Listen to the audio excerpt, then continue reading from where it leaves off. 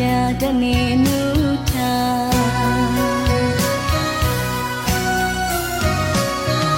မျက်နှာတလေးလူကြီးလေးကုသိုလ်အဖို့ပြုခြင်းလို့သမီးမလျော့မြတ်တာပူ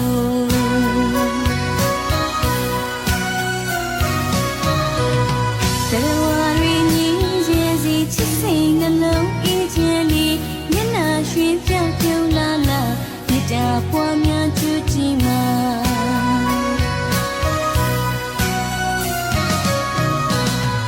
ဖျားတရီရလေး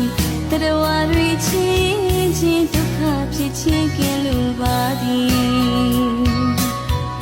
မာတာယထာနိယပုဒ္ဒါမိခင်ရင်သိတာငယ်လေးပမာနွေးထွေးခြင်းနာရှိလိုပါသည်သူတပါးတို့အပေါ်၌အမျက်ထွက်ခြင်းကင်းလိုပါသည်သူတပါးတို့အပေါ်၌ပြစ်မှားမှုမဖြစ်လိုပါသည်